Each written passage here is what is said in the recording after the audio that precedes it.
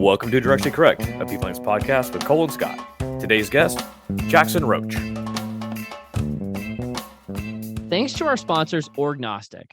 Fast track the insights behind your people data using Orgnostic by connecting all your HR data in one people analytics platform.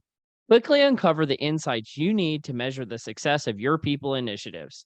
Orgnostic is the most innovative people analytics, generative AI, data orchestration, and employee listening tool on the market.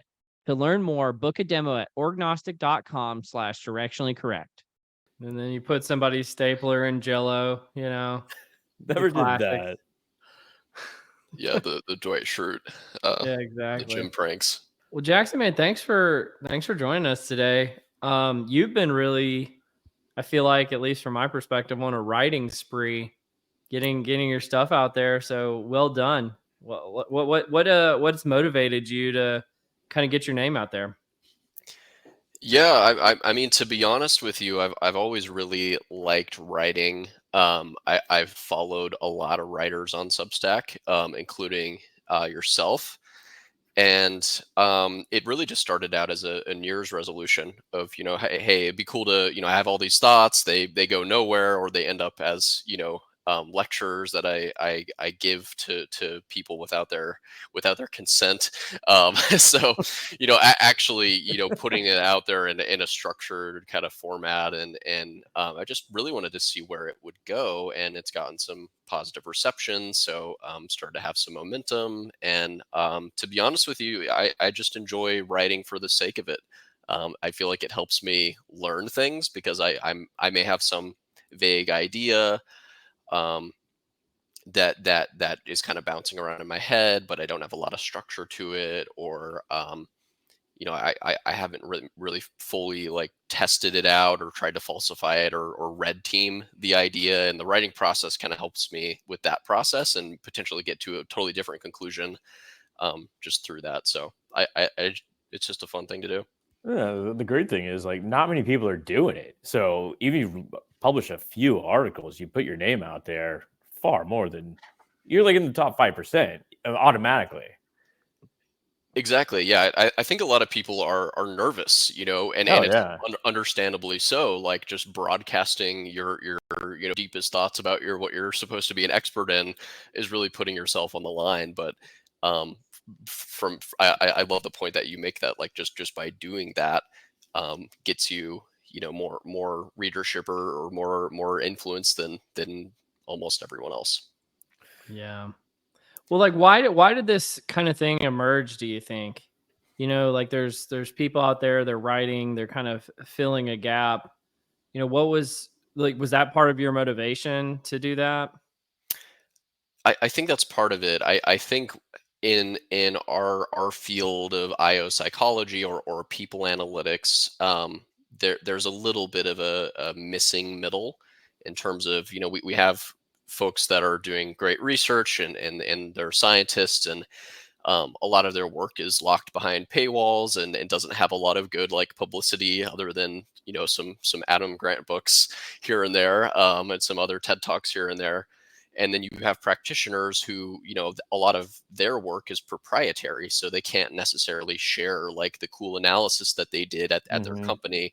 So there's this gap in the middle where there's space for, like, the good ideas are there. It's just a matter of making them available to a broader audience.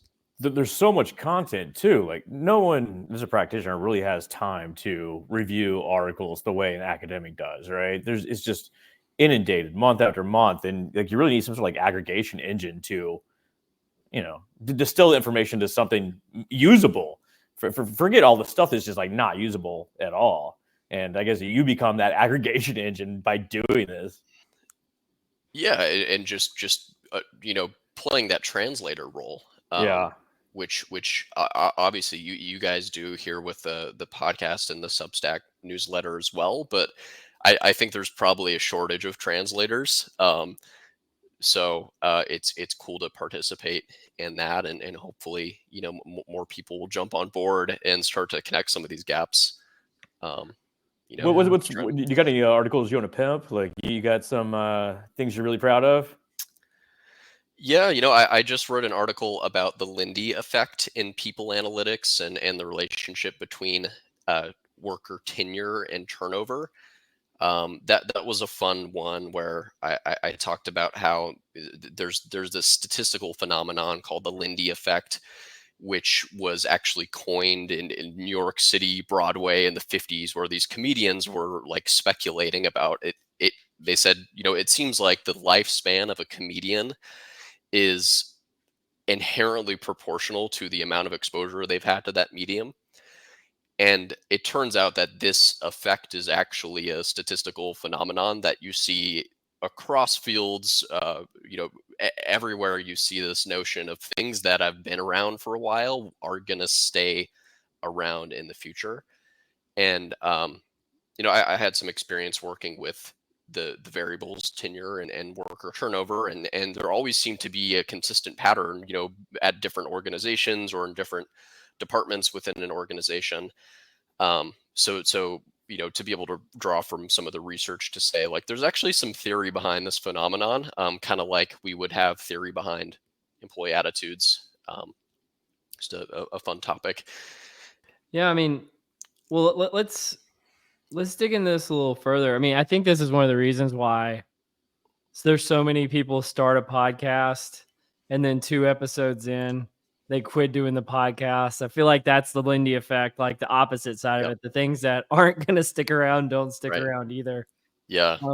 But let me give you a quick introduction, Jackson. I think I forgot, I glossed over that. So Jackson Roatch is the head of people analytics at WEX, self-described armchair economist turned professional IO psychologist.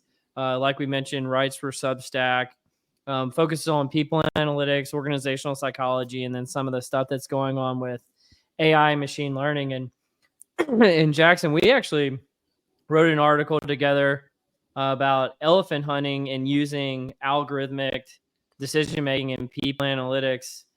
What was kind of the thought process there? Because that was definitely more your idea than mine behind this. And I mean, this seems really relevant to a lot of the discussion that's going on right now about decision making using AI. Do you want to talk about that at all?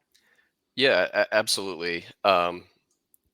Obviously, we're at this inflection point with AI where we're starting to have to wrangle with how do we use it in high stakes scenarios like personnel selection, and how do we do this fairly. And people that are focused on ethical and responsible AI in our field are worried about AI potentially scaling bias, right? So the idea that you can screen thousands of resumes. Well, can I ask about that? What Yeah, is bias? Like, I hear this all the time. What is it, and why is it important for us to care? yeah, great question. I would look at bias as there are kind of two types of measurement error. Say if you wanted to measure a group of people's job performance, right? You can have random error and you can have systematic error. Random error is just noise. It's like, hey, our measurement instrument isn't perfect. Sometimes just by chance we overestimate or we undershoot. Systematic error is also known as bias, and really what people are talking about in this scenario is systematic error related to a protected demographic, whether that's age or sex or ethnicity. So if we are consistently overshooting or undershooting on our measurement of somebody because of one of those protected classes, then obviously that is a bias that is arising from a machine learning model or an algorithm that we would want to prevent. This is the portion of the podcast where Cole puts you through comps review. Right. Oh, yeah. It's just like we use these terms like really kind of cavalierly. And it's like, well, what do we mean? I don't know. I apologize, Jackson. Keep No, going. Tell us it, more about algorithmic decision making. Well, I mean, we do talk about these sort of things without really discussing the underlying aspects of them, right? Like bias is inherent to pretty much everything we do. We just need to account for it as best we can, right? And on the other hand, you want to discriminate. You want to discriminate the things you're looking for versus things you're not looking for. Yeah, absolutely. And it's great to define our terms, but really the key insight of our article, Cole, I think, was that there's a possibility of scaling bias through AI. That's a very real and Yes. legitimate concern. But the question is, at any given time, compared to what, right? So our kind of key insight was that, there's this thing called the unstructured job interview, and it happens to be the social norm for how people are selected everywhere at scale in mass today, and that is very biased by its nature, because people are biased, right? The best looking, tallest, most confident and charismatic people get selected for jobs all the time because of human bias. And one of the key issues with that is that we don't have any visibility into that because there's no data, right? By virtue of it being unstructured, nobody's sitting there with a form saying, this is how I'm rating Jackson on this interview. There's no data, so we couldn't even look for bias if we were concerned about it. Compared to AI and machine learning, is there may be bias in the models, but these problems are tractable because we have the data, we have mechanisms for evaluating, and this is a really kind of burgeoning field within IO right now, is how do we audit these models. So yeah, it just comes back to the core question of compared to what's the counterfactual. This is how to measure anything aspects of, like, yes, your model may not be that great, but it's better than what, random chance. That's always the baseline you got to compare everything to. Yeah, exactly. Or we only explain 12% of the variance. Dang, Yeah. isn't that isn't that cruddy? Better than nothing. Yeah. Yeah. But there's absolutely room for improvement too. Well, Jackson, I know you actually had a bunch of stuff you wanted to talk to us about today. Anything you wanted to bring up? Well, I think on the topic of writing in Substack, I think we'd be remiss to not talk about how we're seeing more and more folks sign up to write Substacks or blogs about people analytics and IO. I think is really cool. So I'd be interested in your thoughts on, like, are we seeing the emergence of a blogosphere in the field of people analytics or IO psychology? Where does this go, or how do we get writers connected to each other, things like that? I think they should all stop writing. Like just quit it. There's not enough to go around for all of us. You got to stop. Yeah. I mean, like Cole, like what's the community like? You publish something, it feels like weekly or bi-weekly anyway. Like, is there a community around there? I don't know. I'm not good. Like, I feel like, Jackson, you're more integrated in like what's going on in like Substack. I just kind of post and let it go out and do its thing. And I do a lot of stuff on LinkedIn, but I wouldn't say like I'm a member of a community per se in any way. I don't know. Do you feel a part of a community? I guess what I'm asking is, like, are we in the midst of the creation of one? And part of how I think about this goes back to, I'm like a blog nerd who followed a lot of the blogs coming out of like the mid and late 2000s, where you had these folks in what is now called the rationalist community. But I'm not sure if you guys are familiar with this, but basically a bunch of nerds from kind of Silicon Valley and the San Francisco area started creating blobs and talking about weird, like, kind of niche things like effective altruism, which is the crazy idea that, like, hey, our charity should be, right? Like that. Those good people. Yeah, those good people. And so now, yeah, of course, now there's this weird controversy related to that, but some cool things have come out of that community too, like the whole uh the whole AI alignment field wouldn't even be a thing if it weren't for that community. What does that mean? Yeah. So AI alignment is the term for the risk of extinction, human extinction arising from AI. So it's this field of like existential risk that basically says, how do we control AI and align it with human interests so that we don't get this exponential like super intelligence that one day takes over and then all of a sudden like we're all dead. Is it even possible to like stop progress? I mean, like this is what Musk and like other folks have. They signed some sort of treaty or something like that, some pact where it's like, I don't know, man. The genie's out of the bottle. Like, I don't know if we're gonna do here. Yeah. Could we even stop it at this point? Well, where does Gen AI, like, what are the best benefits for a people analytics organization? Like, you kind of talked about selection and it could introduce bias there, but there's got to be like other areas that it can influence, right? Well, what do you two see as the biggest impact for Gen AI? I mean, the way I kind of look at it is there's this, the tricky part of it is this, some of the generative AI stuff is really promising. What makes people feel uncomfortable is if it does one of two things. If it's going to replace a human, the human who's in that role is like, I'm not crazy about this, right? Or if it's going to replace something you enjoy doing, right? Like if it's something you really like doing, it's like, well, I don't want to do that. So the kind of the conclusion I've come to is it's hopefully just going to be really good for automating things that no one wants to do. Right. That to me seems to be the most killer of use cases. Whereas like when you do get into the algorithmic decision-making component, you have to walk on much finer eggshells to do this appropriately.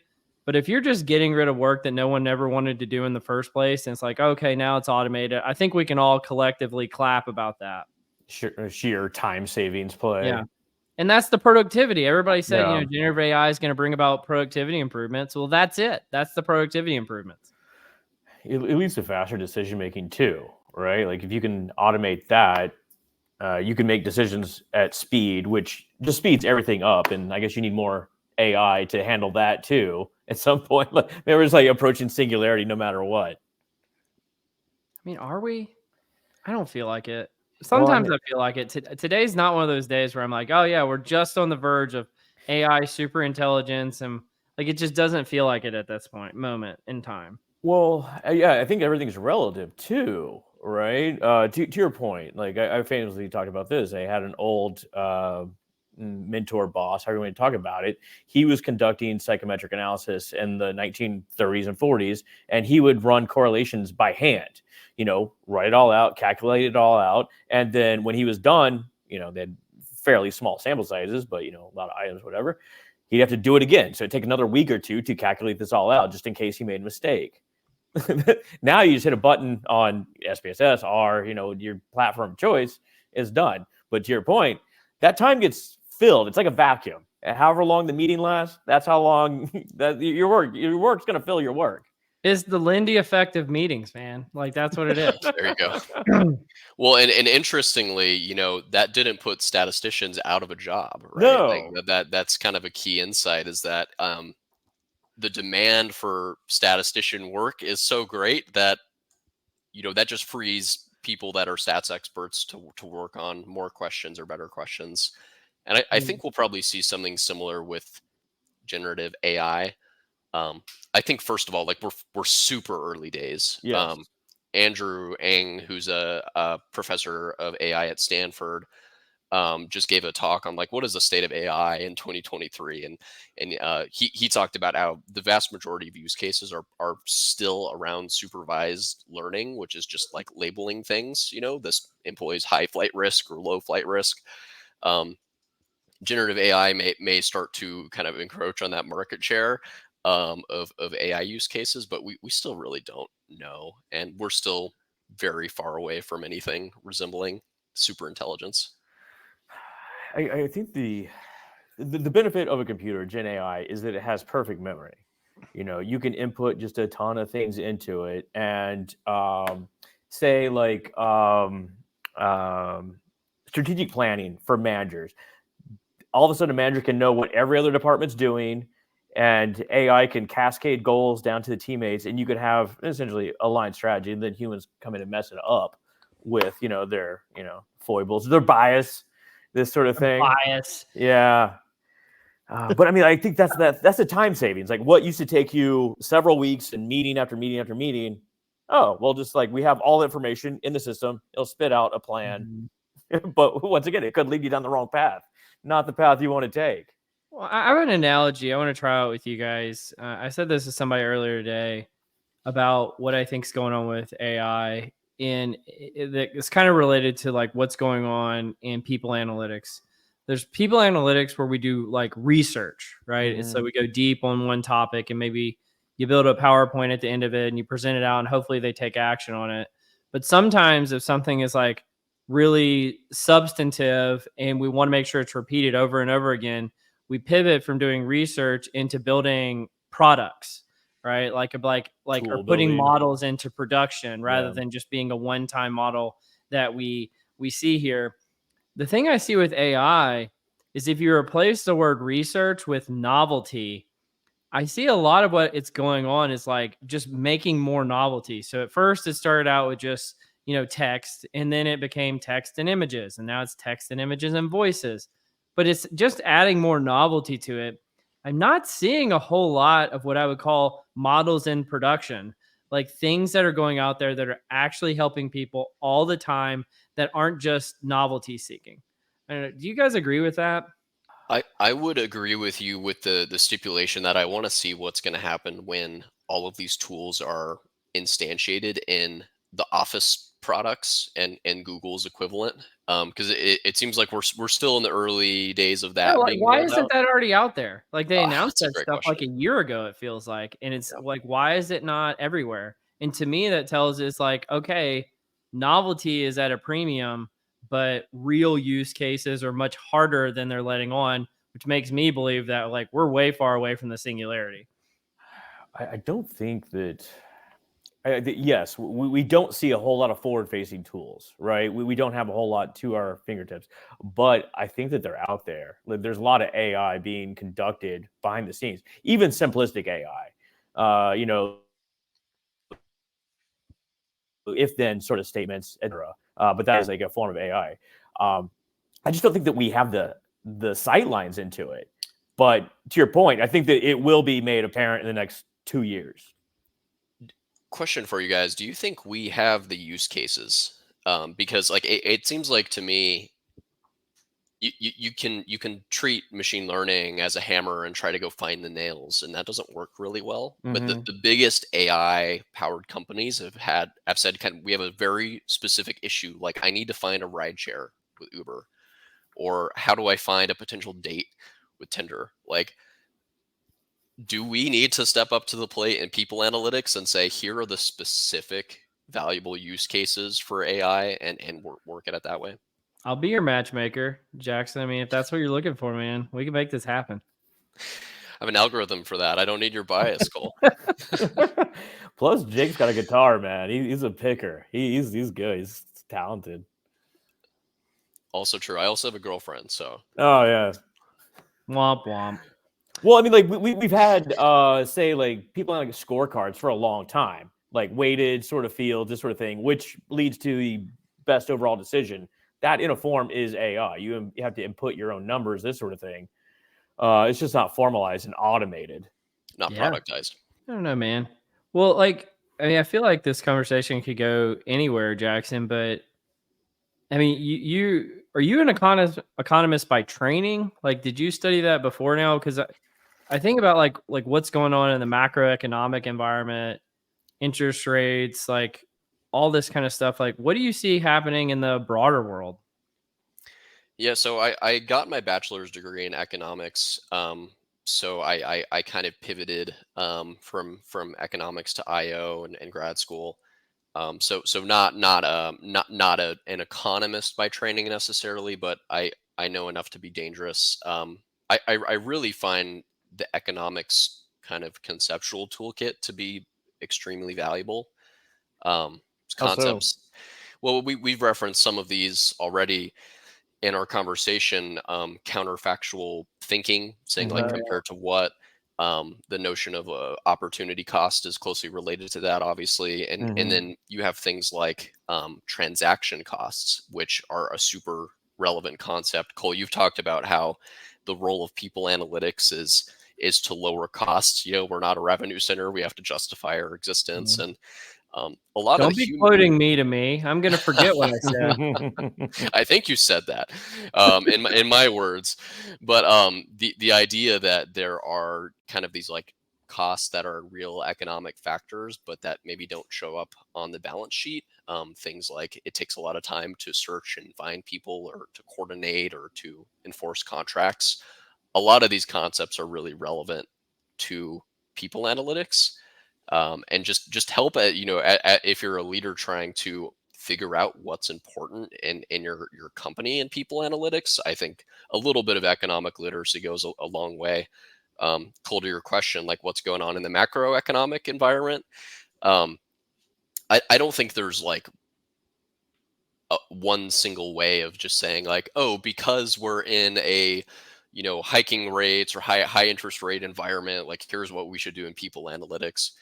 But I do think if you look at the macro environment and then you look at your organization or the organization you're consulting with, and you say, what is their situation in relation to the macroeconomic environment, it can be super powerful in terms of helping you understand the sort of insights that are going to be valuable to that organization. There are boom companies and bust cycles, and there are bust companies and boom cycles. But once you understand the situation, then you start to understand, okay, some analytics around finding talent would be really helpful to this company because we're trying to grow as fast as we can, and talent acquisition is the limiting factor, right? Or maybe like we need to get more efficient because credit is getting more expensive. So let's look at spans and layers or revenue per FTE, and those sort of insights might be more valuable in that context. Will there be peace in the Middle East? I mean, if we're talking like global. Let's wade into it, man. Final. I was waiting for you to ask that question, Scott. Yeah, anyway. Y'all want to move on? You want to do some Confusion Matrix? The Confusion Matrix. Yeah, let's do some Confusion Matrix. All right. Let's do some Waffle House. We haven't done Waffle House in a long time. Yeah, man. Jake, hey, by the way, so I was in Denver earlier this week, and I saw a guy wearing a Waffle House hoodie, and I was like, oh, I wonder if he listens to the podcast. Like, that was like legitimately my first reaction. And then I realized, oh, wait, we're not the center of the universe.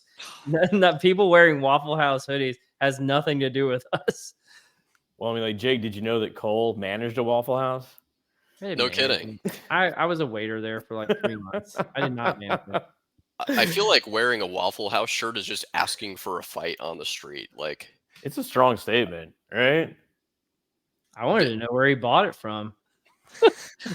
Can you buy a Waffle House shirt? Just go to Waffle House and be like, give me a shirt? No, it was a hood. Like, it was like a hoodie. Like, it wasn't like a uniform that someone would wear at Waffle House. It was like a fashion, something that you bought at Urban Outfitters or something. I don't know. Wow. Okay. No, that's definitely a choice if you go to Urban Outfitters. Anyway, sorry I interrupted you, Scott. What's going on with the Waffle House? Okay, this is a write-in. We actually have an official write-in from someone else that was interested in this question. So, I mean, and by the way, if anyone has any other write-in suggestions, text Cole, because it's questionable whether I will ever respond. Yeah, don't text me. We don't want them. We're just going to come up with our own. Definitely text Cole. Okay, Jake, would you rather survive a tornado or a tsunami? And I was told it was the whole experience, from like seeing it come in to the aftermath. Oh, well, I'd probably have to pick tornado. I'm from Kansas City, so have had, a few close calls with tornadoes before, and it's really not as scary as other people think. You're taunting the tornadoes. We're talking relative here, right? But just get in the basement, take shelter. It'll roll over you. May destroy your house or something, but if you get low, then you should be okay. At least tornado, like it feels like there's like warning, right? Like you hear the sirens go off. Like in Louisiana, is like every week there's sirens going off, right? And you just go outside and stare at the sky. Don't really actually do anything. Most of the time, like I'm talking broad strokes here. It can be scary when there's low visibility, and sometimes like with the Joplin tornado disaster, like Mhm. the weather people there didn't even catch it until there was this F5 mile wide tornado like going over people's houses. So um, can be pretty terrible that way. Yeah, I mean, tornadoes actually have much stronger wind than a hurricane, though. So, like, my answer would be like, is if as long as I'm above sea level, like a hurricane, if you're below sea level, you're in a bad way. But if you're above sea level, I think hurricane every time over direct hit by a tornado, I mean, that's pretty bad, you know? I don't know. Oh, well, tsunami was the other end of that spectrum. But Oh, I thought it yeah, was hurricane. did I say hurricane? Well, okay. Option 3 then. Not a good listener. What's your favorite natural disaster? Great question. I'm partial to forest fires, right? You There know, you why go. not? Yeah. Controlled burn. Controlled burn. Tsunami's pretty bad. Yeah, tsunami's like wild because like the ocean will like go out and people that's where a lot of people like die. Is like, why is the ocean 300 yards out further than it normally is without knowing that here comes a wave a mile long. It's Yeah. coming right at them. Now, When in you terms of consider, like what's cooler to watch, like if you could get to like a Yeah. high vantage point that you feel safe, a tsunami would be phenomenal to watch. That is Like, good watching. yeah, Weather Channel stuff, like people from like the 8th floor of their hotel. yeah, I can't imagine what it's like to see 100-foot wave. Right? are Tornadoes those are even real? Like, I feel like this is like bass fishing, where people are like, oh yeah, I caught a 20-pound. And it's like, no, you didn't. Like it was 30 feet tops. It's like, oh, but it was 100 feet. You know?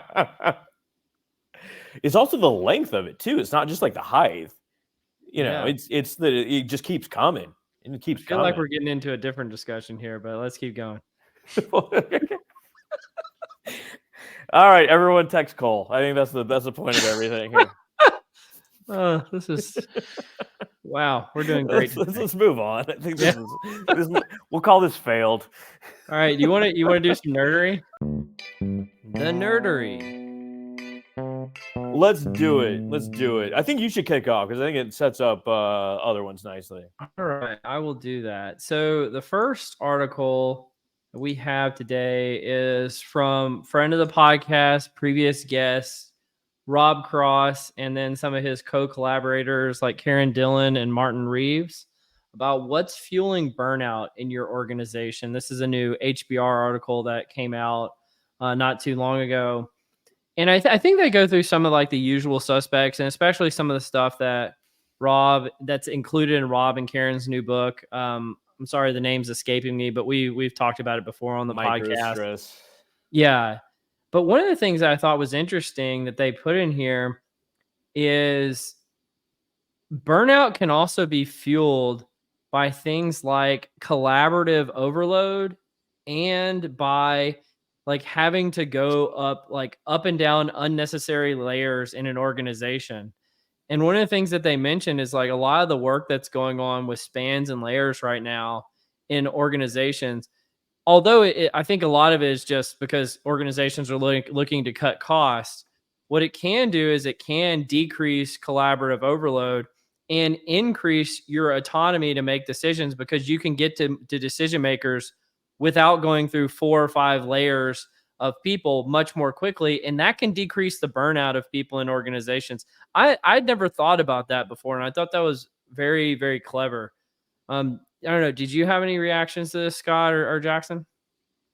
Yeah, absolutely. I mean, like you refer to the like structural complexity of organizations. Mhm. Like, just think about how many teams an average person's on. Like, I don't know. I'm probably on 6, 8 teams right now. Like, you have these Yeah. sort of like different relationships you need to manage, and like different priorities, and like different information coming at you.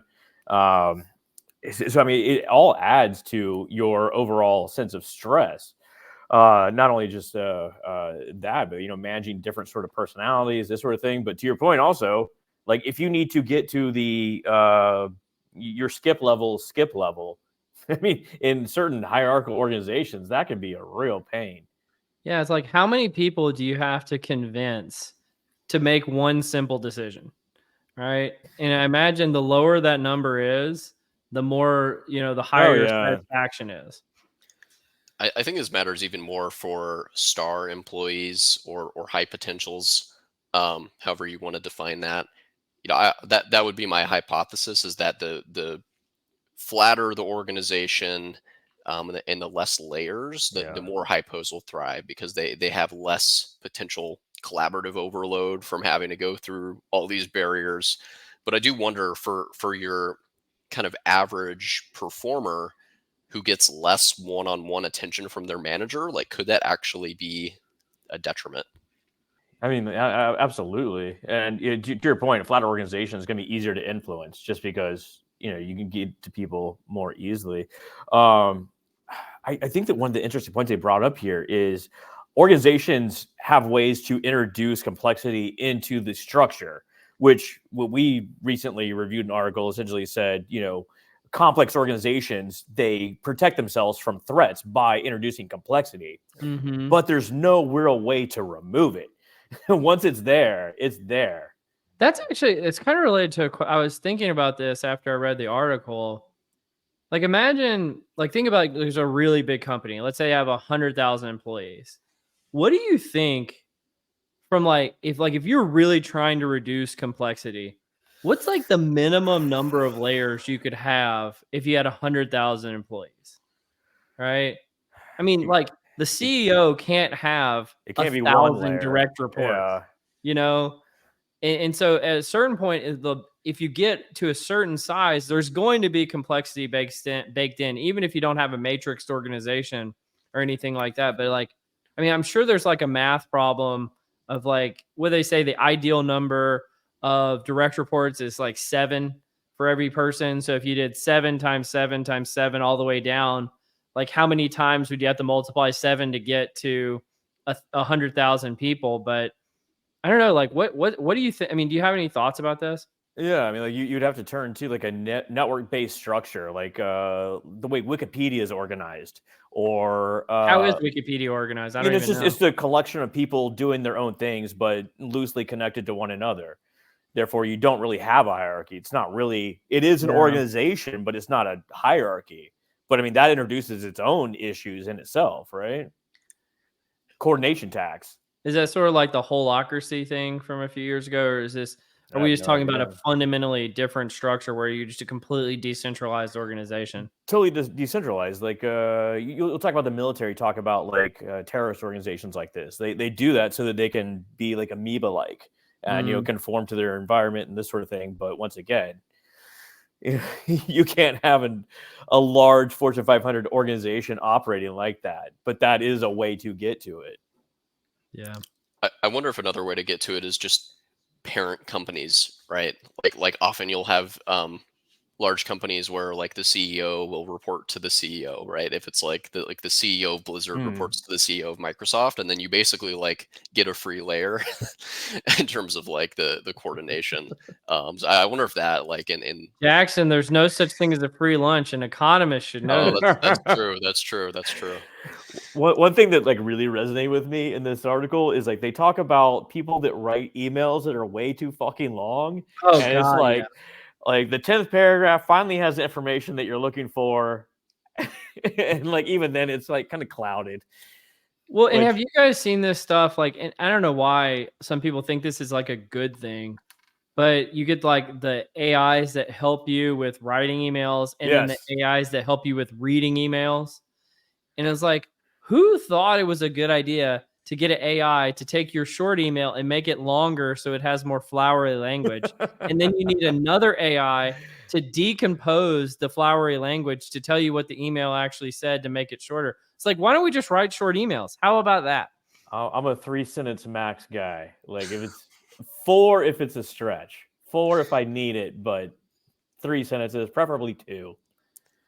I've always found it funny how, like, if you have a lot of power distance from somebody, like, they will probably just respond to you with, like, the most brief kind of, like, Oh don't don't yes. don't give a shit sort of response, like, they might not even have a signature, just like, please fix this, right, is the classic one. The biggest power move I saw was wrote the email in the subject line. No Yeah, content, just like, "Hey, do this." this is great. Well, What do you have for us next, Scott? All right. So Microsoft finds that in-person settings should be reserved for moments that matter. So their data essentially says that people still find in-person meeting valuable, but of course, people like the flexibility of working from home, this sort of thing. So Microsoft has provided guidance to managers, suggesting to empower employees, leaders, managers, etc., to find time to meet in moments that matter, namely prioritize onboarding experiences, team building, and launching new products, which seems like a balanced approach to approach this sort of thing. And wow, it's like someone thought of this 2 years ago when we published an article about it. No kidding, right? I must have read your article. Possibly. Well, I think it's a Scott, great. I'm curious. I want to pick on this for just a second. If you have an existing team, so again, no new people that are onboarding, Yeah. and they're highly functional already, so they don't need team building, and they're not launching a new product, they have existing products. Should they ever meet Well, I mean, in person? I guess I should say. interpersonal relationships are dynamic, though. I mean, like to say that we never need to meet ever seems short-sighted. Seems I harsh. guess, yeah. Seems Like, it so I doesn't feel like sound it doesn't sound ideal by any stretch. I'm glad you said that, because this is the part I feel like that's missing from some of this conversation, which you and I have talked about a lot, but I don't Yeah. see in a lot of these articles, which is just, hey, why don't we meet sometimes just because human beings need to meet sometimes? Right. And I don't think that's a controversial statement. No, But it seems to be completely devoid of this discussion. It's like, because human beings need to see other human beings sometimes. it feels like it feels like political alliances. People have rallied on two sides. Either we're always in the office, or like, screw you, I'm working from home. I do fine Yeah. here. And like just each of That them cowered into their own little like barriers. Yeah. Not everything's a labor issue. It's Yeah. like there's other things in life. that's what has really bothered me about the remote work versus return to office conversation. Is that it's just kind of lacked a lot of nuance, and that's what I really liked about this Microsoft article, and what this team was Yeah. able to do is introduce that the it depends kind of question, right? Um, my economist brain would say, like, there's probably pros and cons of working in person versus working remotely, and um, we should have a conversation about, like, what are you trying to accomplish as an organization, as a team, and what's most important to you, and then if we can better understand, like, the pluses and minuses, then that kind of gets you a roadmap to understand what your strategy should be. I don't know if this analogy will totally work, but you don't go to the grocery store every day, or you only go when you need something. And like the sort of same thing, people come into the office when they need something, and that could be like personal contact, or to improve onboarding, or to organize around developing an idea to launch it and get some traction. Yeah. I think I lose touch sometimes because of this podcast, because we've talked about some of these topics so many times. Yeah. And then I'll go meet with people in the real world, and they're just now having these conversations for the first time. And it's like, oh my God, this feels like time travel. It's like, maybe I'm living in the future. I don't know. You are from the future, man, and you don't see singularity, so that's probably a I good don't thing. see Right? them. Sorry. For the return to office hardliners out there, the benefits of in-person collaboration have to be better than the ability to source talent anywhere in the world, Mhm. right? So I think that's a hard barrier to, like, jump over, or a hard bar to clear, in terms of just the benefits of access to talent. Not to mention saving on office space. So what I would like to see is more companies realizing that, and then setting aside some of that budget that they're not spending on office to get people to the grocery store, Scott, like, for what they need when Yeah. they need it.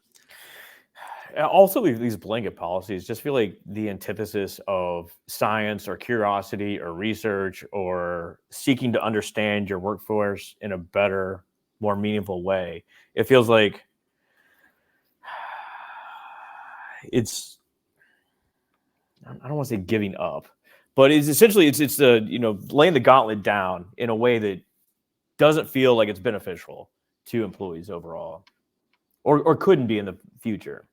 Yeah. Well, or like just to kind of build on that, Scott, it's like whether or not it's beneficial to like the productivity of employees seems to be not even part of the debate. Yeah. It's like, well, seems silly, right? The whole point of this is like to have productive employees, but now it's just about what I want or you want and who wins. And I was like, this seems silly. You know what I want? What? Next article. Let's do One it. more article. One article. Let's do it. Okay, so this is a short little article by Paul Spector, and he essentially opines for a museum of industrial organizational psychology sort of items. Obviously, like, a lot of our stuff is cerebral. We don't have a physical objects in a lot of ways, but he mocks up some ideas on what may be included in this hypothetical museum. So he introduces a 1929 telephone to celebrate the Hawthorne studies, World War II era airplane. That's hard to say.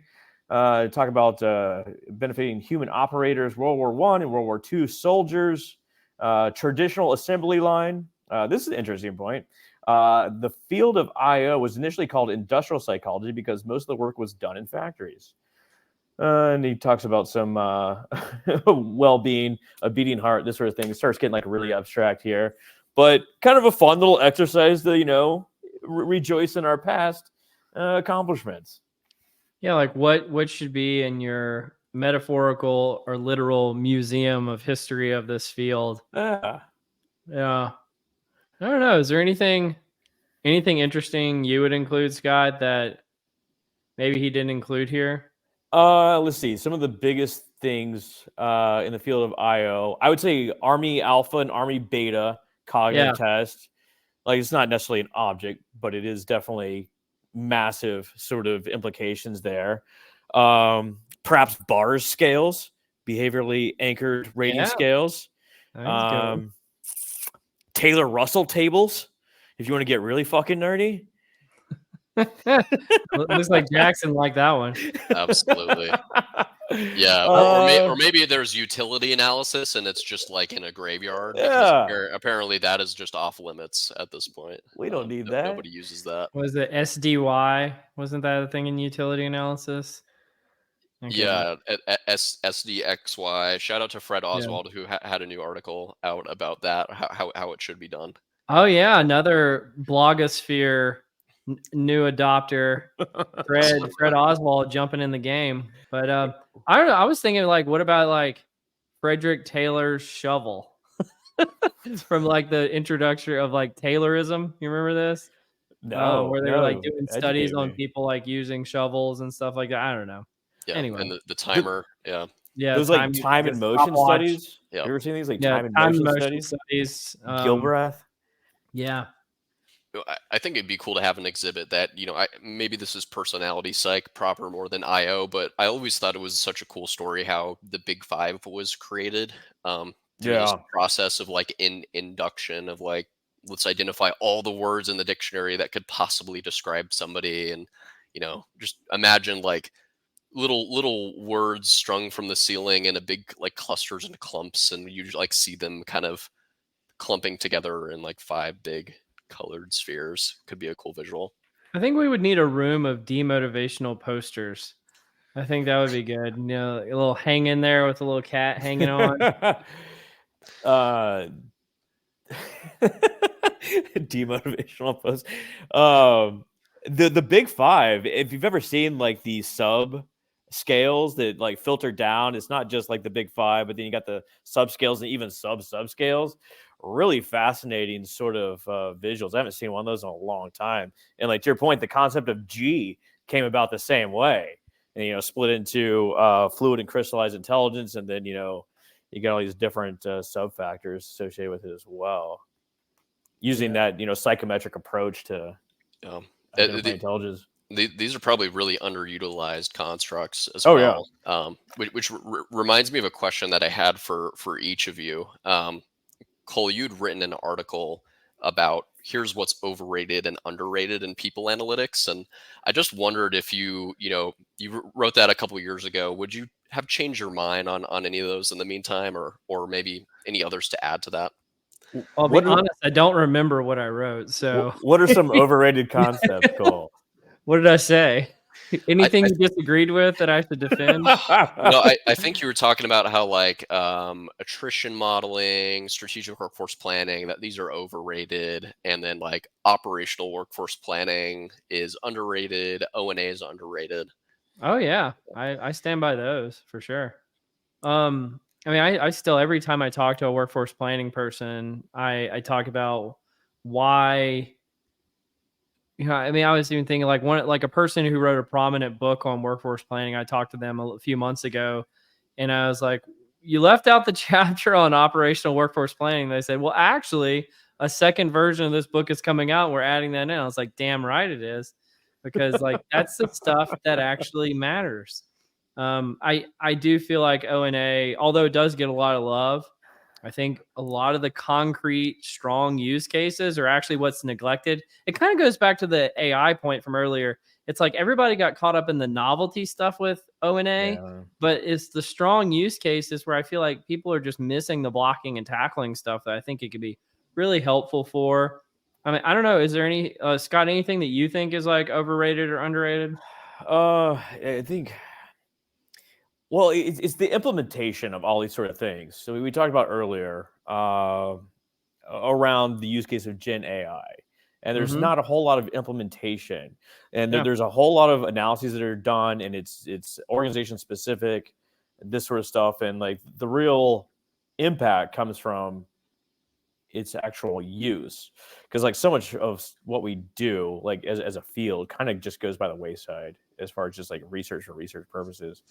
With that said, if you're talking about implementation, I really like your idea of individual level attrition modeling. It sounds like a great idea. Like Jake is about to leave, and you're like, oh great, we know that Jake's about to leave, and then like all the weird shit starts happening. It's like now we gotta have a sit down conversation with Jake. We gotta get with Jake's manager, and like Jake's manager is gonna like have a weird conversation with Jake. It's like, think about how this impacts employees and what it actually means, and are we that good to predict people from basic demographic information? Well, and even if we are, to your point, what are we going to do about it, and what's the action? Yeah, that's the implementation part right there. Yeah.